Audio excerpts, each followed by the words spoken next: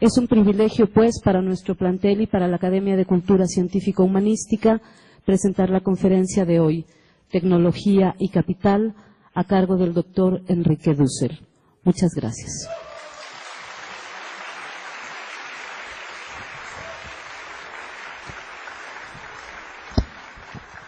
Buenos días. Yo nada más les voy a dar un breve currículum del amplio currículum que tiene el doctor Dussel, ¿no? Para que tratemos de contextualizar los temas que él trabaja, ¿no? Y la obra que ha realizado. El doctor Enrique Dussel nace en el pueblo de La Paz, en la provincia de Mendoza, Argentina. Se exilia en México en 1975 y hoy es mexicano. Es profesor de la Facultad de Filosofía y Letras de la Universidad Nacional Autónoma de México y del Departamento de Filosofía de la Universidad Autónoma Metropolitana. El doctor Enrique Dussel acompañó desde los orígenes de la institucionalización de nuestra universidad y acompañó la creación de la licenciatura en Filosofía e Historia de las Ideas. Estudió filosofía en la Universidad Nacional del Cuyo, en Mendoza, Argentina, y en la Universidad Complutense en Madrid. Estudió historia en la Sorbona de París y estudió teología en París, en Münster. Recibió doctorado honoris causa en Friburgo, Suiza, y de la Universidad de San Andrés, Bolivia. El doctor Dussel es fundador, con otros muchos latinoamericanos, del movimiento de filosofía de la liberación. Ha mantenido diálogo con filósofos como Batimo, Habermas, Rorty, Levinas, y ha escrito más de 50 libros y 400 artículos en distintos idiomas. Ha recibido muchas distinciones y premios y ha sido profesor invitado distinguido de una multitud de universidades en Europa y en Estados Unidos. Durante la primera década del siglo XXI, Dussel formó parte del grupo Modernidad, Colonialidad, el más importante colectivo de pensamiento poscolonial en América Latina. Finalmente, en marzo de 2013, Enrique Dussel fue nombrado rector interino de esta casa de estudios. Entre sus obras, mismas que se pueden consultar en la página web del autor, destacan Para una ética de la liberación latinoamericana, Ética comunitaria, El último Marx y la liberación latinoamericana, etc. Sus textos recientes son 20 tesis de política, filosofía de la cultura, publicado por nuestra universidad, materiales para una política de la liberación y hacia los orígenes de Occidente, meditaciones semitas. El doctor Dussel es un maestro de las humanidades, comprometido con su tiempo, con todos los pueblos latinoamericanos y con la filosofía de la liberación. En nombre de la Academia de Cultura Científico-Humanística, nuevamente damos la bienvenida, señor rector.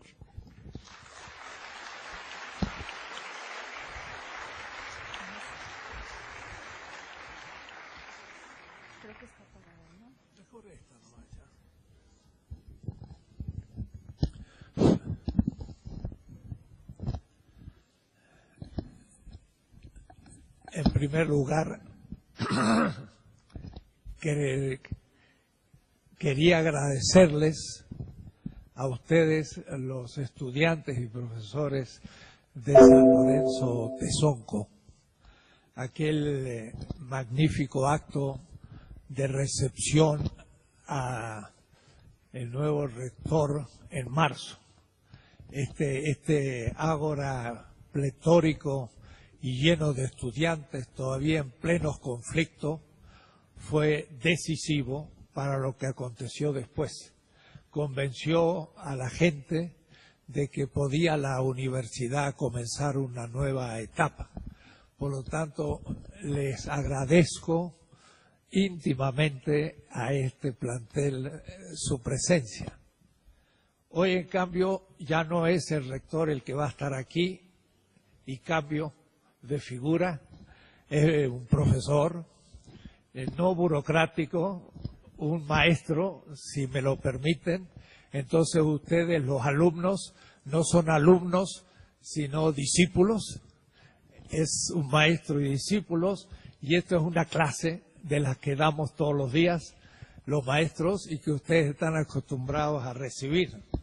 De tal manera que no me vean como rector, véanme como un maestro.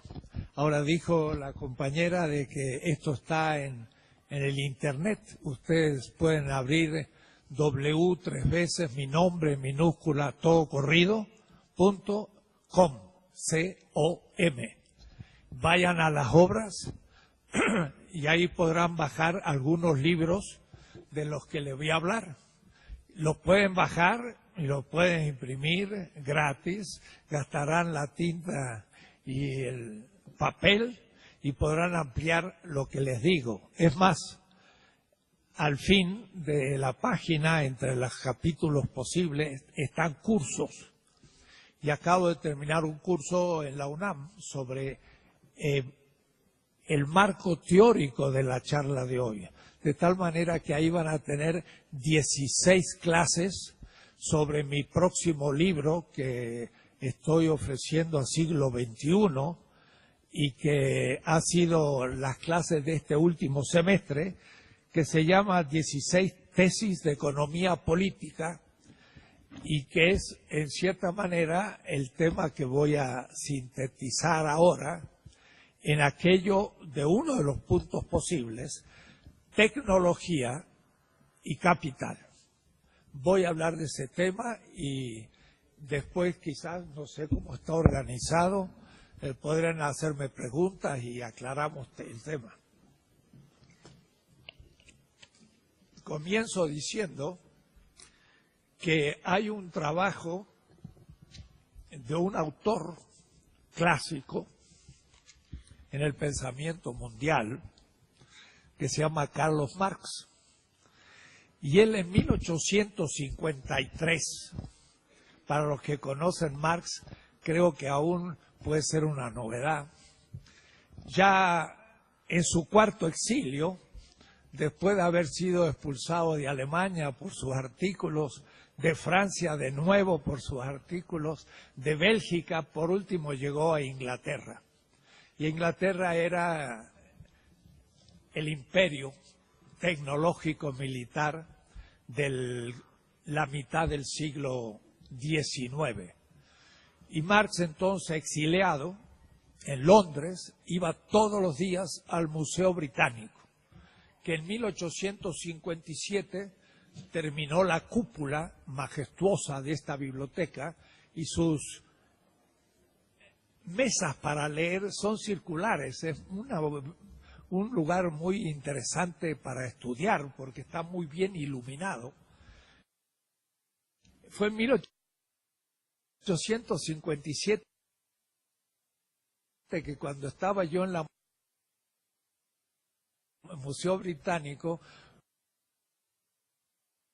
los guías me dicen, se terminó de construir este edificio en 1857. Y dije, Marx empezó los Grundrisse ese año. Quiere decir que el edificio estaba terminado y ya pudo empezar su obra fundamental durante 10 años. Pero 1853 son 4 años antes de los Grundrisse y 5 años después de comenzar su exilio en Londres. Y se llama El Cuaderno Tecnológico Histórico. Es un cuaderno sobre tecnología que yo publiqué en 1984 en la Universidad Autónoma de Puebla, Cuadernos Tecnológico Histórico, extracto de la lectura del manuscrito B56, Londres, 1853. Este trabajo, debo decir, además, lo tradujo mi hijo del alemán al castellano con 18 años. Hoy es director de un instituto China-México en el posgrado de Economía de la Facultad de Ciencias Económicas de la UNAM. Pero era un buen muchacho y a los 18 años se publicó una traducción del alemán al castellano.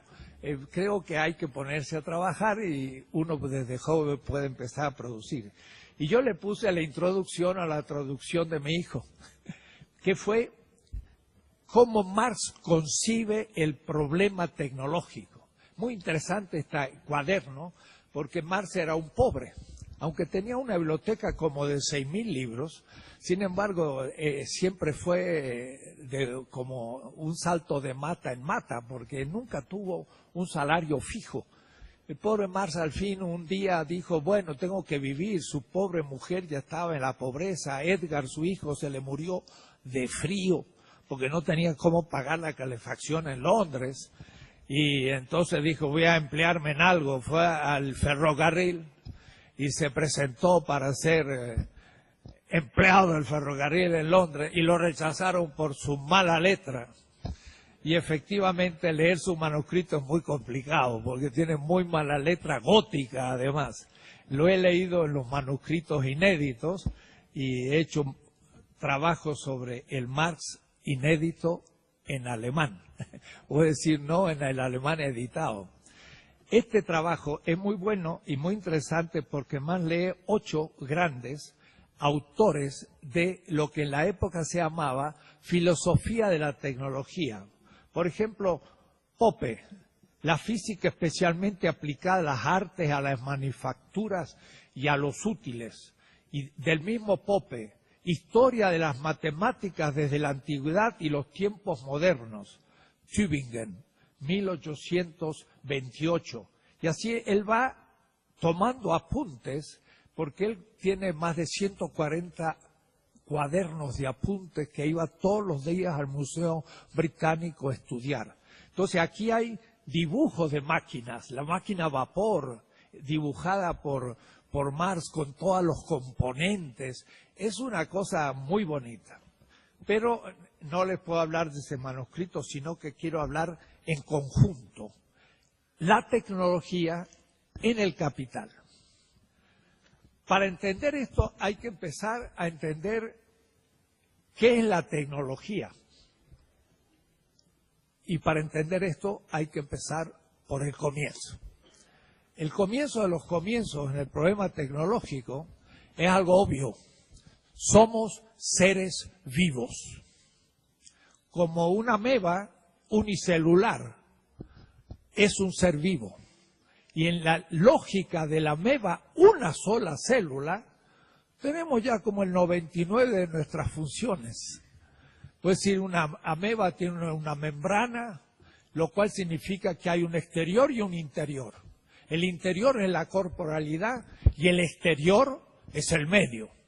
Bueno, en el infinito cosmos astronómico, de millones de años luz, de antigüedad y de distancia, en la explosión del Big Bang, como dice la lenguaje cotidiano, el universo son macromoléculas y nada más.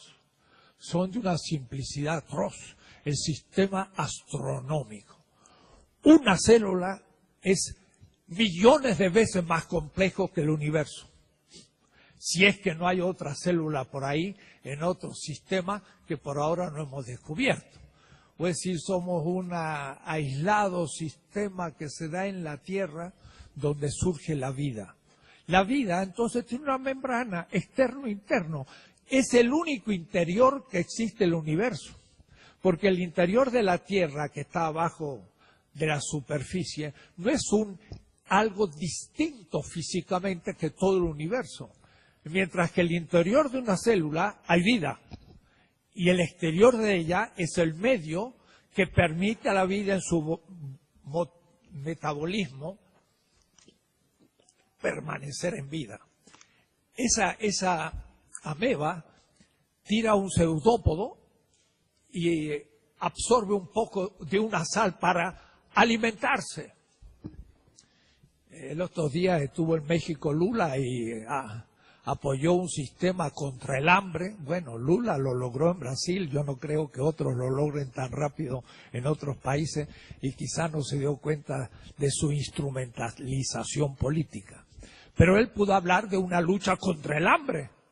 Ya tiene que ver con la ameba, porque la ameba de alguna manera lanza un pseudópodo para alimentarse. ¿Y por qué se alimenta? Entonces ahí empieza una lógica que no sé si me va a dar esto.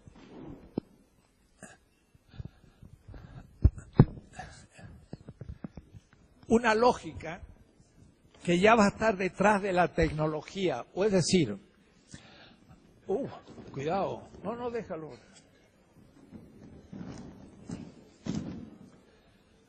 Un sujeto vivo, y entre la ameba y nosotros somos sujetos vivos, todos, y va a ser la vida el tema, y el capital la antivida, tecnología y vida. Van a ver ustedes cómo se desarrolla el argumento. Somos vivientes, como somos vivientes, consumimos energía y materia, y como consumimos energía y materia tenemos necesidades, obvio, necesidades. ¿Qué es una necesidad? Diría el filósofo Sartre, es una negatividad, es una falta de.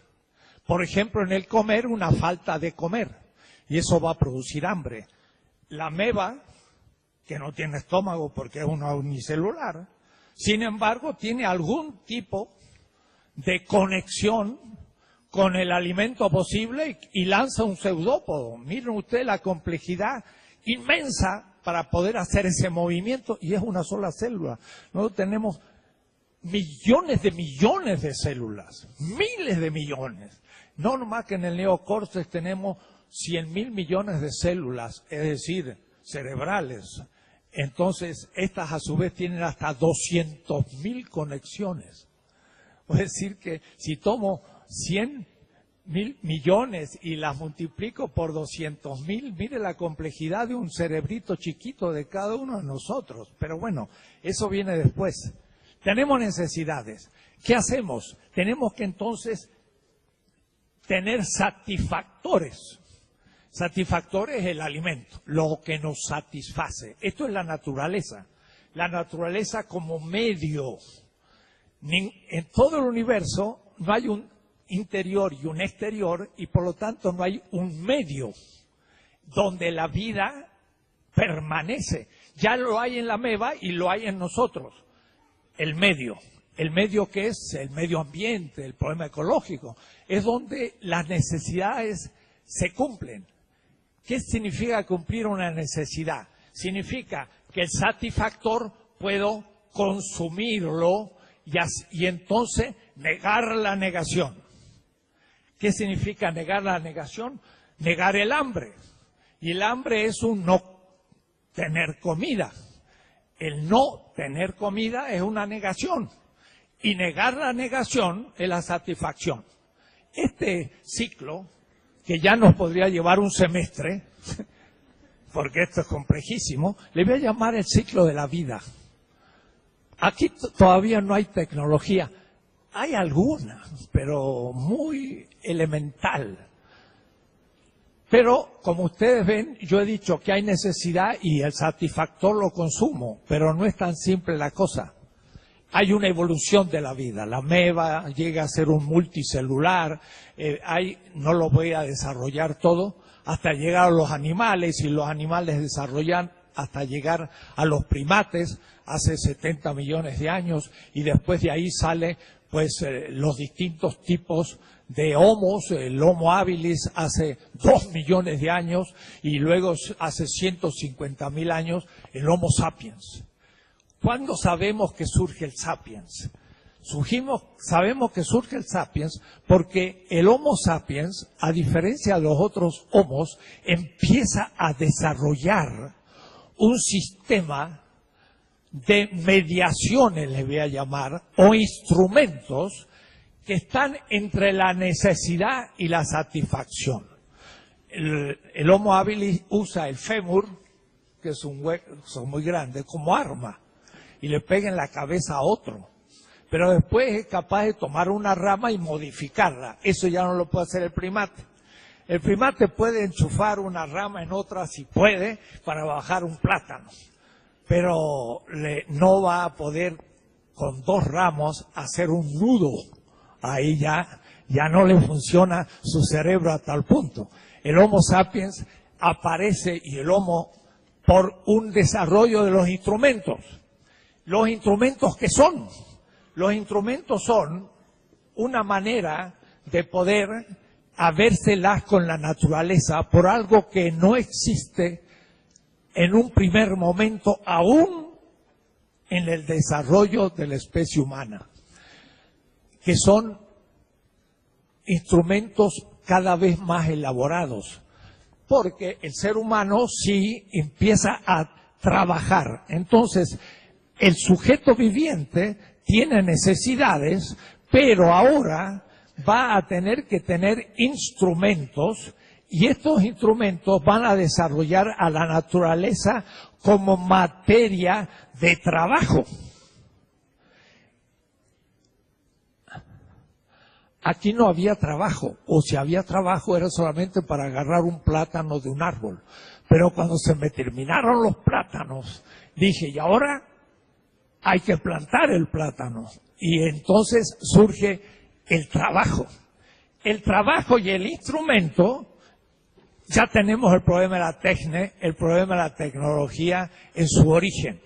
Y entonces, aún la humanidad, luego viene, claro, el consumo y la sobrevivencia. Por aquí es que se va a dar la historia de la tecnología. En el Paleolítico, ya el Homo sapiens hace 150.000 años, hace 100.000 años, el ser humano, ¿qué hacía? Era un recolector de raíces, recolectaba por su trabajo lo existente en la naturaleza. O cazaba los animales, claro, tenía que desarrollar la técnica de la caza, pero de todas maneras corría la liebre o cazaba un ciervo o una vaca o como ustedes quieran. Y después aún recolectaba, recolectores. Pero la gran revolución es la que empieza ya, y yo lo dije en mi charla cuando tomé el rectorado aquí, es el Neolítico. El Neolítico supone dos grandes revoluciones tecnológicas. Primero, la agricultura. Ya no vamos a recolectar raíces o tomar plátano de los árboles. Ahora vamos a producir alimentos. Y entonces se racionaliza el parasitismo vegetal y animal, yo digo. Somos parásitos. Somos como gusanitos que comen hojas y que se comen los otros animales. Somos parásitos. Y al comienzo indefensos ante los grandes tigres y leones, el animal homo estaba en las ramas bajándose de ellas en el este del África, ciertamente, por ahí, por el lago Victoria, Nigeria, Uganda, ahí nació la especie humana, ciertamente. Pero este ser humano ahora domesticó, racionalizó su parasitismo vegetal. Como no podemos hacer el proceso fotosintético, nos comemos a las hojitas y a los vegetales que ya lo hacen. Y como no podemos tampoco vivir solo de ramas, cuando el primate tuvo que bajarse de los árboles en el África Oriental porque se le secaron las selvas, se tuvo que poner de pie para ver un poco más lejos, y esto le modificó la nuca, el cerebro, etcétera, y fue la evolución humana, y esta evolución humana empezó a comer de todo. No solo las hojas de las selvas como los primates, sino que se comió los otros animales también, y eso que fue el pastoreo. El pastoreo es una racionalización del parasitismo proteico del ser humano. Somos parásitos también de los otros animales. Y entonces, gracias a la agricultura y el pastoreo, surgen las ciudades. Porque entonces ahora sí se puede tener alimento. El alimento de la ameba. Para reproducir la vida, la podemos tener a mano, tener gran producción vegetal, podemos no ya cazar un animal, lo cual es muy difícil, sino que tomamos el animal, yo diría, más feo casi, que no es nada como una gacela, sino que es una vaca que tiene mucha grasa y mucha carne, pero véanlo, es bastante feo, pero nos sirve. Entonces ahora matamos todas las especies animales bellas y dejamos este animal lleno de carne que nos permite vivir de ello. Y entonces el pastor cría animales y los puede matar cuando quiere y no los tiene que cazar. Esto ya es un avance tecnológico. De paso, es ya un problema ecológico. Porque al empezar a destruir la selva para producir la agricultura, estamos produciendo un problema para la tierra. Y al reproducir los animales que más nos sirven, destruimos otros que decimos que no sirven, y es un problema ecológico porque el ser humano empieza a destruir todas las especies. Entonces, es la entropía inevitable del metabolismo de la vida que en el Homo sapiens, se multiplica. Lo expliqué un poco en una otra charla que he dado en otro lugar, pero no lo puedo explicar ahora largamente porque si no, no voy a llegar al tema y se me va a terminar el tiempo. Entonces, aquí estamos en la revolución urbana. Ahí se produce una gran revolución tecnológica porque la ciudad tiene muchos oficios. Sahagún describía 360 oficios diferenciados en el mundo azteca, en este Valle de México. Es decir, que había 360 distintos oficios, cada uno de ellos necesitaban medios tecnológicos de modificación de la naturaleza que permitía la producción de satisfactores distintos para un consumo. Por ejemplo, los que hacían los códigos y los pintaban, suplían la necesidad de tener documentos que nos recordaran las tradiciones como necesidad humana, y era un satisfactor que se consumía al poder releer el códice. Pero entonces había un oficio que era pintar, y otro la agricultura, y otro los tantos oficios de zapateros, de esto y aquello, y enorme cantidad de tecnología. Es decir, hubo una historia de la tecnología creciente. Y en esta historia entra otro elemento, que este trabajo y este satisfactor, pues entra también no solamente en un ciclo vital y en un ciclo productivo, sino que ahora va a entrar en un ciclo económico, porque toda la producción y la tecnología, a ver, ¿quién me ayuda acá para borrar? Perdón, no, para no perder tiempo. Sí, todo. Va a ser incluido ahora en un proceso que va a ser económico. Y el proceso económico ya se estaba dando siempre, pero ahora tenemos que discernirlo. No había un sujeto vivo solo, sino que había siempre un sujeto vivo, 1, 2 y muchos más, porque es una comunidad. Y entonces no siempre todos hicieron todos los oficios, sino que algunos hacían uno, por ejemplo el agricultor, y el pastor hacía otro, y el guerrero hacía otro oficio, pero el guerrero tenía las armas. ¿De dónde salieron las armas? De los cazadores que cazaban animales. Pero después, en vez de cazar animales, cazaban hombres. Y se hicieron los militares, o mejor, los guerreros. Y los guerreros entonces en las relaciones sociales dominaban a aquellos que no tenían armas. Por eso que los primeros jefes de las ciudades del Neolítico son por lo general los guerreros, que eran, como digo, los antiguos cazadores. Y entonces tenemos ahora una relación social, no solamente una relación tecnológica con la naturaleza. Trabaja entonces, porque todos tienen necesidades, usa tecnología, y esa tecnología modifica la naturaleza y produce un producto. Maíz.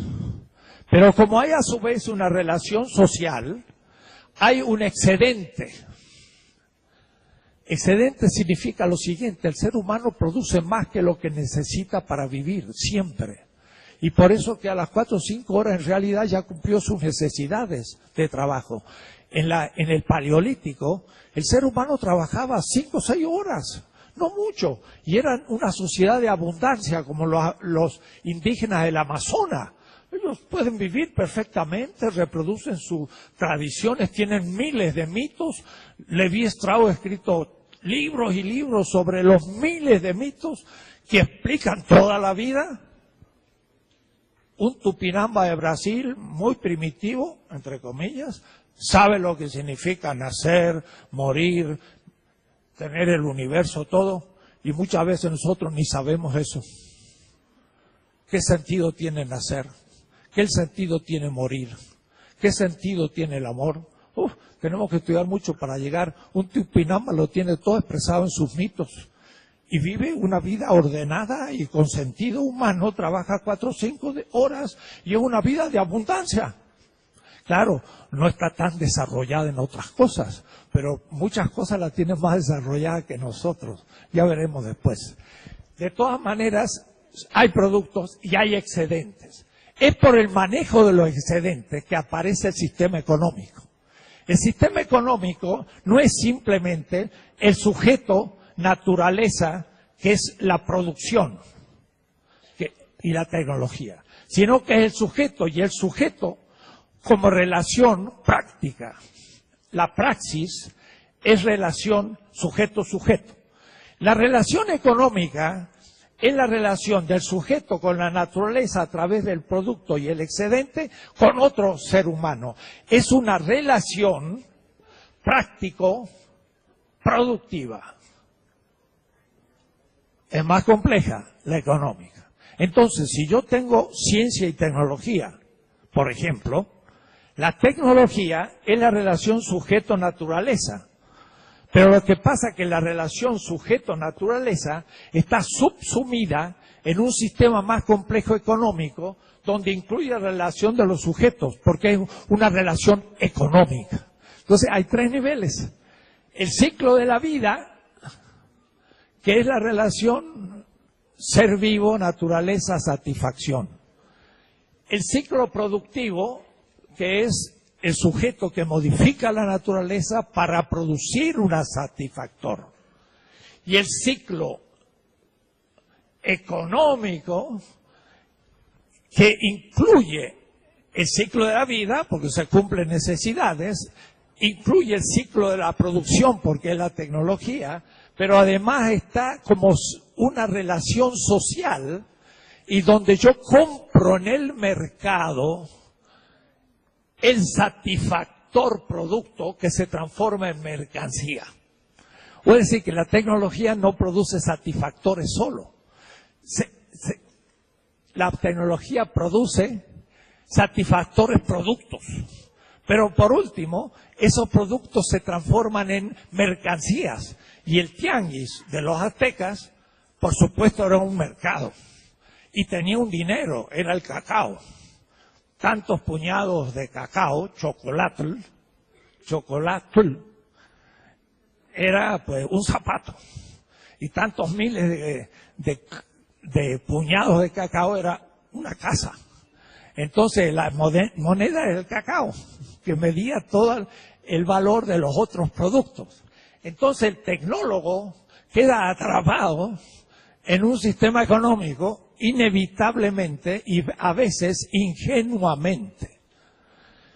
Entonces ahora empieza mi tema, que es tecnología y capital, recién ahora. Porque en la evolución de la historia de la tecnología, hubo tecnología en distintos sistemas económicos, en la Mesopotamia, en el Egipto, en la India, en la China, en el mundo azteca, maya, inca, las grandes civilizaciones. Eran sistemas tributarios por lo general. O es decir, el campesino dominado por clases casi siempre guerreras o sacerdotales, etcétera, etcétera, de la producción del campesino, que en gran parte consumía, exigía, por ejemplo, un tributo. Una parte de su producción tiene que ir a la élite dominadora de México, Tenochtitlan, y exigía entonces a un grupo otomí pagarle anualmente tanta cantidad de maíz y tantas huaraches y tantos y había que pagar el tributo porque habían sido dominados militarmente, y entonces el tributo era la manera que la clase dominante o el grupo dominante pues vivía mejor, además pagaba su ejército, la administración y la dominación del sistema. Y entonces los sistemas no eran equivalenciales, porque cierta gente producía el excedente, pero ya no lo consumía, sino que se lo consumía la élite o el grupo dominador, y seguiremos adelante. Hasta llegar al 1492, la expansión de Europa y lo que llamamos la modernidad.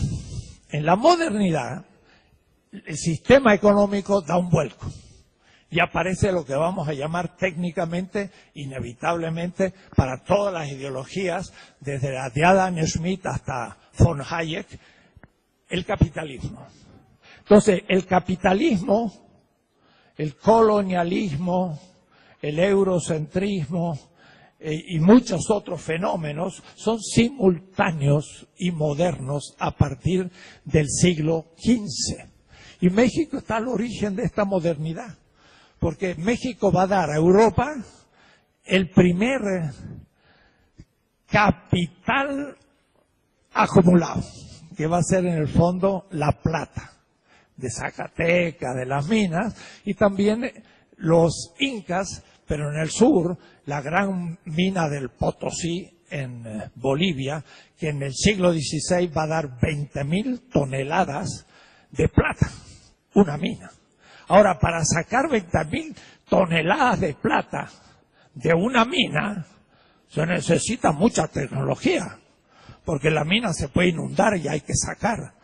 Y hay que sacarla a gran profundidad muchas veces, y hay que tener buenos picos y palas, y hay que después separar la plata de lo que no es plata, para la plata pura llevarla desde el Potosí por asnos hasta el puerto del Callao, pasar por el Pacífico, pasar, ¿y con qué? Con una gran revolución tecnológica naviera. Era la carabela, y esa carabela pasaba a San Juan de Ulúa hasta México e iba a España y se acumulaba en China. ¡Ja! Los europeos estaban atrasadísimos tecnológicamente. El pueblo más avanzado de la tierra eran los chinos. Hasta 1800 Europa no pudo vender nada a China porque estaba más adelantada y compraba en el mercado europeo con la plata americana. Miren qué notable, ¿no? Entonces, miren cómo de pronto la historia latinoamericana se une a la asiática y a la europea, y hay que tener una visión mundial para poder leer el diario. Porque dice, la China hizo tal cosa, ¡uy, qué milagro! ¡Qué milagro! Milagro si usted no sabe la vida. Milagro que este boxeador le venció al otro. ¿Por qué? Porque como no lo conocía, surgió de nada y lo noqueó. ¡Oh! Es un milagro. No, si ese tenía una historia de boxeador fantástico, nunca había perdido ninguna pelea, nomás que yo la ignoraba. Los chinos no han surgido de la nada, han sido el pueblo más tecnológico de la tierra hasta hace 2 siglos. En 1313 se publicó en China un volumen de 600 páginas de la época, en papel, en imprenta, de tecnología. Y Menzi lo muestra, un autor. Pongan en la computadora esta noche 1434 y van a ver toda una bibliografía sobre el tema. Porque es el título de un libro que dice: y la China lanzó el Renacimiento italiano. Leonardo da Vinci no inventó nada. Unos dibujitos hermosos de un paracaídas, de mecanismos muy complejos, de una máquina con otra máquina, Leonardo era un inventor. Nada, son copias tal cual de la enciclopedia china de 1313, 150 años antes del descubrimiento de la imprenta por Gutenberg, pero impreso en imprenta. ¿Se dan cuenta? Puede decir que estos europeos se creen que inventan todo. Los chinos habían inventado el papel en el siglo VI, la imprenta en el VIII, en el IX habían impreso papel moneda. Los europeos lo van a hacer 1000 años después. Y es un milagro chino. Hay que ser chino para no entender esto. O está en chino, como dicen, pero decimos está en chino, lo cual significa que no conocemos nada. Ellos dirán está en mexicano. Y como ellos dicen, yo no sé si lo dije aquí, pero les doy el chiste. Ustedes han visto que los ojos de los chinos son muy chiquitos y los nuestros son redondos. Bueno, ellos saben lo que dicen los chinos. El ser humano tiene ojos muy finos, estilizados. Tener ojos redondos es como los caballos. Así que para un chino nosotros nos parecemos a los caballos. Según la cultura que vea. Bueno, pero esto no es el tema. El tema es qué es el capital y por qué se produjo la revolución tecnológica en el siglo XVIII.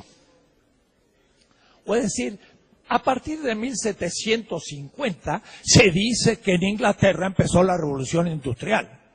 Falso. En mi libro que estoy publicando, les doy una larga bibliografía sobre el anticipo por un siglo de la revolución industrial en el valle del Yangtze, China. Y casi todos los inventos ingleses son copia también de los inventos chinos. Empezando por el acero. En Sheffield se hizo la primera fábrica inglesa de acero. Pero dice Hobson, un autor que cito, van a leerlo ustedes, lo pueden ver en mi página, que los que instalaron la fábrica de acero, la primera en Inglaterra, Sheffield, fueron técnicos chinos, que habían descubierto el acero en el siglo II. Es decir, 16 siglos antes. Esto para caer del eurocentrismo que con el capitalismo y el colonialismo tienen en la cabeza la mayoría de mis colegas. Son todos eurocéntricos, queridos alumnos. Ustedes van a ser la primera generación no eurocéntrica en el mundo y en América Latina y quizás en México si la Universidad Autónoma de la Ciudad de México se pone a la punta de la ciencia, que empieza por superar el eurocentrismo. Yo les estoy dando materiales para una revolución epistemológica. Está de moda en Estados Unidos, en Alemania, en América Latina, la descolonización epistemológica.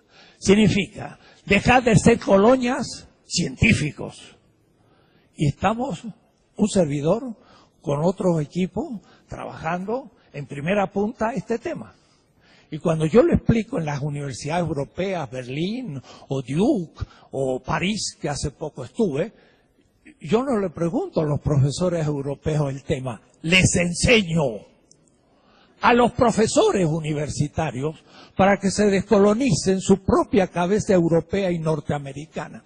Y le hablo de estas cosas de la China, y los profesores viejos, pero que para mí son jóvenes, porque soy más viejo que ellos, porque en Europa y en Estados Unidos a los 65 años se jubilan porque tienen buenas jubilaciones.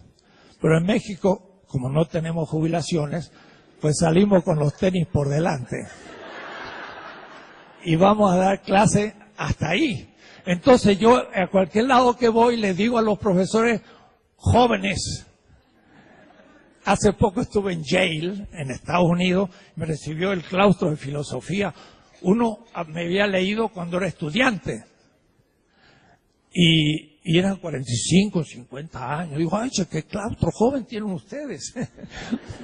y me sentí el maestro de los profesores en las universidades norteamericanas, europeas. Estamos en la punta crítica de la epistemología mundial. Estas cosas no se dicen en ningún lado. Europa imitó al Oriente y después se puso a la cabeza, de acuerdo. Y hoy vamos a ver qué pasa. En el siglo XVIII, vuelvo al tema, el capitalismo pasó a una segunda etapa. La primera, del siglo XV hasta el XVIII, fue el mercantilismo. El mercantilismo no hizo realmente una gran revolución tecnológica, sino que utilizó ciertas tecnologías. Por ejemplo, la primera revolucionaria fue la industria, o mejor, la tecnología de la navegación. ¿Por qué? Porque Europa, que era 70 millones de habitantes y 1,5 millones de kilómetros cuadrados, que entraba 2 veces en México, en el 1492 estaba sitiada por el Imperio Otomano y los árabes estaban en Marruecos, en Egipto, en el Medio Oriente, en toda lo que es los desiertos al norte del Himalaya, estaban en Afganistán, en la India con el Imperio Mogol, estaba en Malaca, hasta Filipinas. Los árabes estaban de Marruecos a Filipinas, del Atlántico hasta el Pacífico. Europa era una cultura subdesarrollada, periférica y secundaria en la historia. Los árabes estaban en el centro. Y en Bagdad estaba el centro de la ciencia. En el siglo IX los matemáticos de Bagdad eran los grandes matemáticos de la Tierra. Nuestros números son 1, 2, 3. Arábigos los inventaron en Bagdad los matemáticos. El álgebra es una disciplina de la matemática. No, es el nombre del matemático de Bagdad.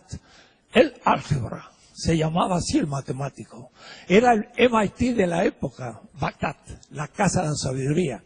Digo esto porque Europa estaba subdesarrollada. Pero ¿cómo hacer para salir de su enclaustramiento? Había que salir al mar. No había de otras, porque los demás estaban perdidos. Entonces, 1441, un invento tecnológico, la carabela. La carabela es un barquito que tiene 30 metros de largo, 40, muy chiquito. Tiene solamente 50 toneladas para llevar. Un nao chino tenía 1.000 toneladas. Descubrieron América, el África, la Australia, antes que Colón, en el siglo XV. Los chinos habían descubierto todo el mundo. Los europeos y portugueses navegaron con mapas chinos. Colón llegó a América con un mapa chino, pero creyó que estaba al sur de la China. Y hasta su cuarto viaje, cuando llegó a Panamá, dijo, estamos a 10 días de navegación del Ganges, porque creía que Sudamérica era una península al sur de la China, en un mapa mal hecho en Venecia, comprado a los chinos. Sudamérica estaba perfectamente dibujada al sur de la China en un mapa de 1487 de Enricus Martellus, que está en el Museo Británico, donde está un mapa de una península al sur de la China, que era América del Sur. Hasta se ve el río de la Plata y el Amazonas.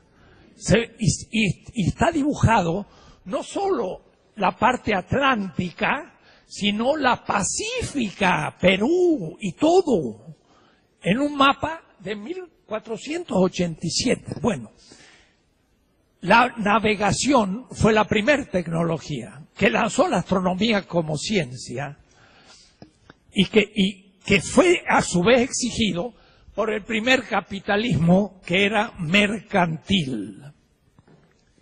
Capitalismo mercantil significa Un capitalismo que sin cambiar el modo de producción intercambia mercancías. Entonces es mercantil, que todavía no ha modificado el proceso productivo con la tecnología, sino que utiliza las tecnologías ancestrales, pero por ejemplo la navegación ya mejoró. Y gracias a la navegación se lanza todo lo que va a ser después. Desen en cuenta que el hecho de que Magallanes diera la primera vuelta empírica a la Tierra después de los chinos es lo que permite en 1520 definitivamente a los europeos saber que la Tierra es redonda. Los chinos ya lo sabían de mucho antes. Y cuando Newton en el 1630 y demás escriba el principio matemático y el comienzo de la física moderna, estamos a un siglo del descubrimiento empírico de la redondez de la Tierra. Newton es el efecto del descubrimiento del Atlántico y del siglo XVI español. Toda la historia que nos cuentan nos dejan fuera.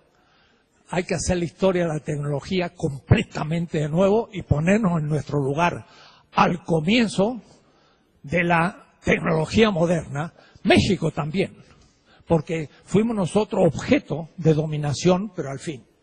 Pero la segunda etapa, y voy rápido, desde el siglo XVIII en adelante fue el capitalismo industrial. Y entonces se habla de la revolución industrial. ¿Qué produce la revolución industrial? La pregunta. No es fruto de los grandes tecnólogos. Es fruto de exigencias económicas. Miren cómo es la cosa. El capital, ¿qué es? Ahora sí paso a Marx. Porque si no sé qué es el capital, corto cabezas como las cabezas de Minerva y vuelven a surgir. Si yo les preguntara a todos ustedes qué es el capital, verían qué experiencia. ¿Que son los bancos? No. ¿Que son los burgueses? No. ¿Que son los obreros? No. ¿Que son las fábricas? No. ¿Que es el dinero? No. Y todo lo que me dijeran le diría no. Y entonces ustedes dirán, ¿y qué es? Mire, si yo tengo dinero, el dinero tiene valor, pero claro, no tengo tiempo para explicárselo.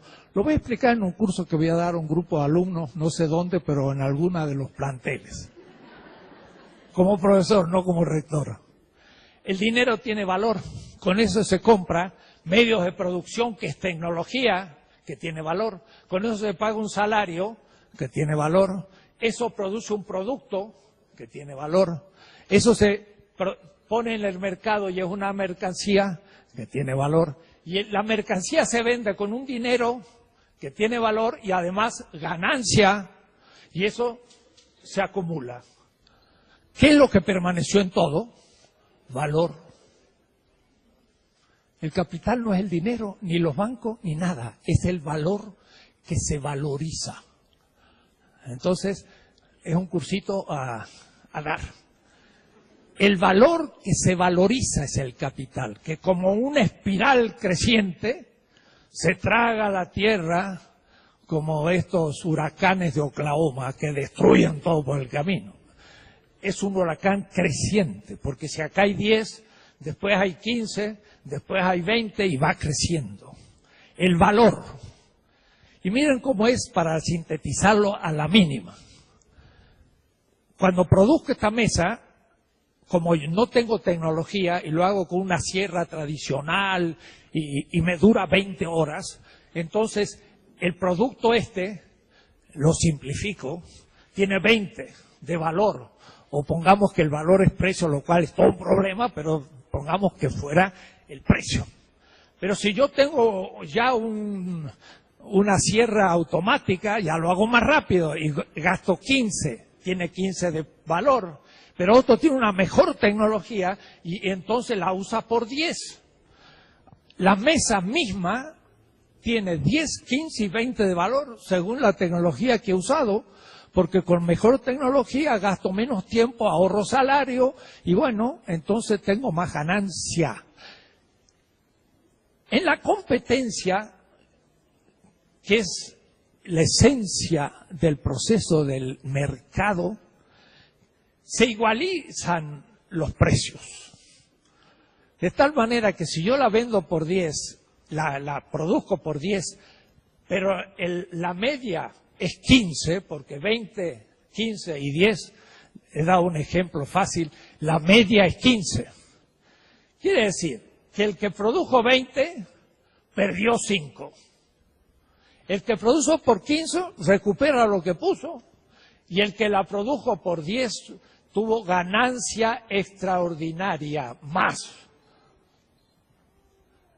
¿Se dan cuenta el tema? El que tiene mejor tecnología recupera lo que puso y además tiene ganancia. Este más 5 le permite mejor su tecnología, hacer más propaganda y liquida a los otros dos capitales que no pueden usar porque están perdiendo. El primero transfiere plusvalor al tercero porque tiene que vender por 15 pero gastó 20. Pero si sacó 6 de plusvalor, todavía gana 1. Tendría que dar una clase sobre la competencia, pero creo que han entendido. Entonces, ¿qué hay que hacer? Tener mejor tecnología. ¿Y qué hacen el siglo XVIII los capitalistas nacientes imitando a los chinos en Inglaterra? Lanzan concursos. ¿Quién puede inventar una máquina para no tener que estar dándole vuelta y hacer el hilo para tejidos? Y ahí estaba la gente dándole la rueda, como lo hacían nuestras indígenas, para hacer un hilo. Y entonces, tantas libras esterlinas para el que descubra esto. Nadie se le había ocurrido, pero como era un buen precio, la gente con iniciativa se puso a trabajar y a los 30 años apareció una maquinita que ya empezó a simplificar, a hacer el hilo más rápido. Y así se fueron haciendo concursos pagados por el capital a tecnólogos inexistentes que surgieron por las buenas posibilidades del premio. La economía lanzó la tecnología y fue la revolución industrial. ¿Por qué? Porque el capitalismo es el primer sistema histórico mundial que exige la tecnología para producir una mercancía con menor valor, o es decir, menor precio, en el fenómeno de la competencia. ¿Se entiende? Está fácil, ¿no? Si no está fácil, póngase a estudiar, lean la tesis 7 de mi curso que está en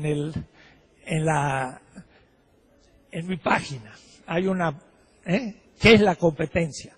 Entonces, la revolución industrial, en realidad, fue el fruto de la exigencia del mercado capitalista de producir productos con menos valor. Ya he tocado el tema tecnología y capital, pero diríamos que recién empieza. Porque ahora, miren el problema. ¿Qué tecnología se crea? Aquella que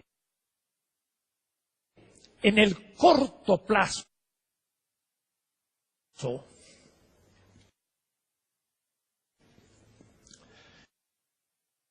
disminuye el valor de la mercancía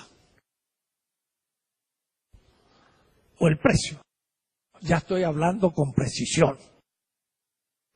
Este es el más importante, no el que a veces se habla, lucha y clase, todo claro, todo eso evidente, pero este es el más esencial, clásico, que hoy vigente.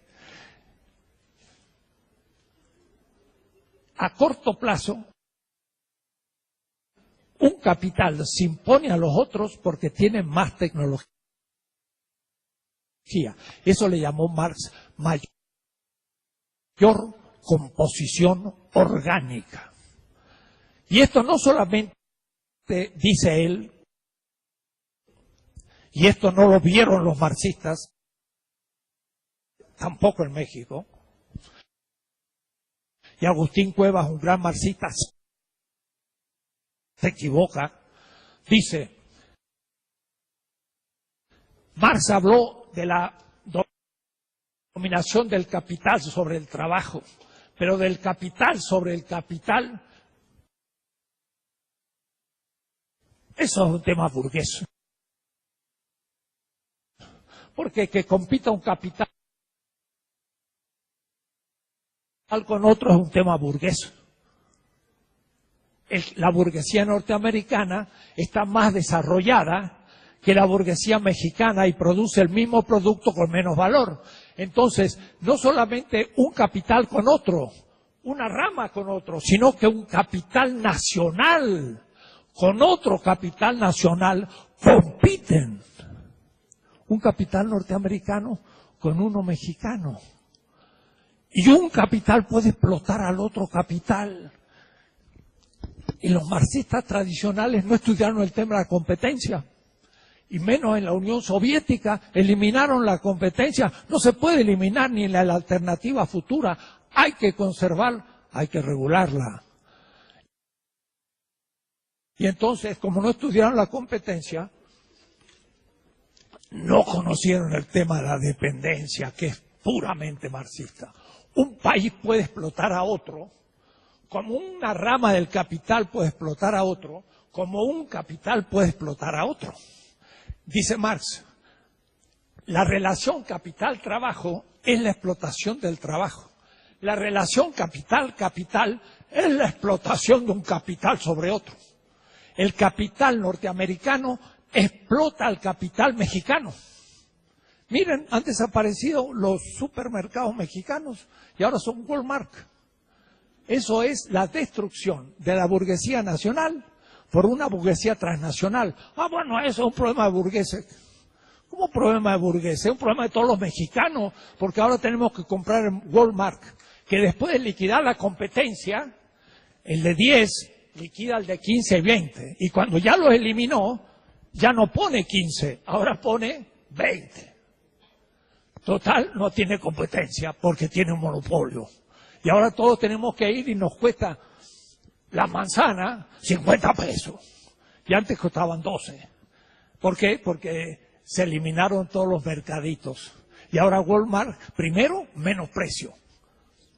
Y en la competencia liquidó el capital nacional mexicano. Que era capital, ¿ah? Y no era santito. Y explotaba a los obreros, pero al menos quedaba en casa. Y en cambio ahora se lo llevan.